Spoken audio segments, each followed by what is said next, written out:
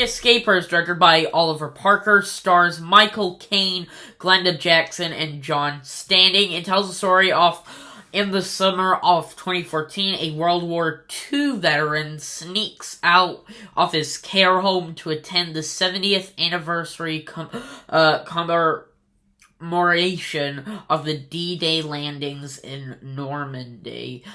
Hello, you weird, beautiful movie lovers. My name is Lou, aka Movie Fandom, and today we're talking about The Great Escaper, which, if you haven't heard of it, I wouldn't be surprised, because, I am Britain's neighbor.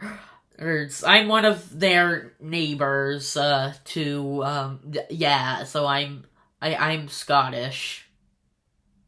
Don't start the Scottish stereotypes, please.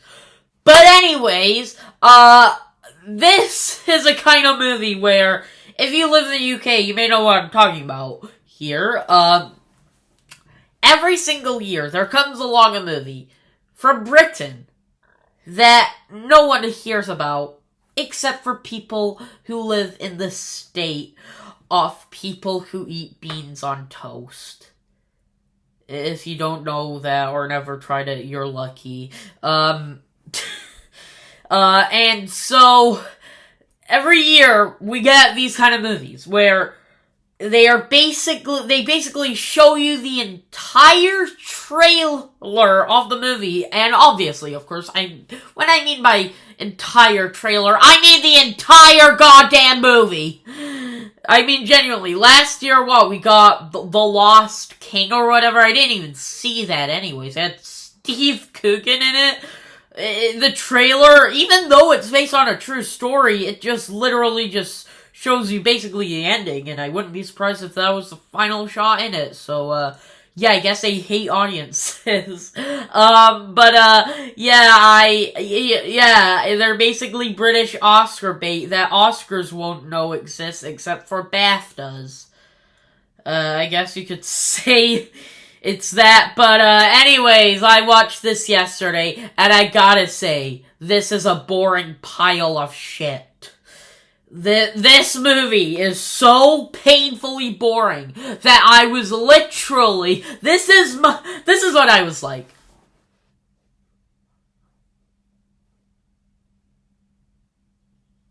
That is what I was like.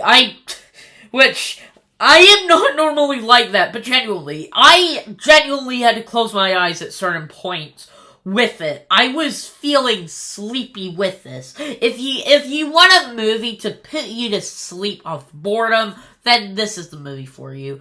If I'd say the biggest strength of this movie, it is Michael Caine. He is by far the best performance in here. And even then, he's not really the best. The entire direction of his acting, and for everyone else, was like the director said, okay, you're gonna get an Oscar with this, okay? So be dramatic, be emotional or something, and we're gonna make the audiences cry for a little while, for them to be depressed. This is basically the entire movie. You know those shitty dog movies that are basically the entire thing of it is just to make you cry for half an hour? This is basically it, and the ending just shows it easily. I mean, genuinely.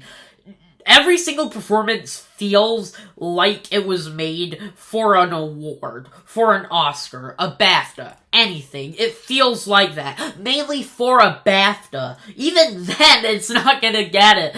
The entire movie itself is really dull with its script. You can predict a lot of things, and I know it's a real-life story, but they didn't even try. It feels like that, at least, to tell this story, admittedly, and genuinely. Also, we get flashbacks to, our main characters, past in World War II, and I gotta say, they are some of the worst edited scenes of the entire year. This is one of the most poorly edited movies of the entire year, mainly for those scenes. They are awfully edited. It feels like it's this: chopping a knife on a chopboard. And by that, I mean you're in the point of view on, per se, what it's cutting, per se, like, a vegetable, like a carrot, and it going so fast, it is basically so cookie cutter for a couple of seconds, it just hurts.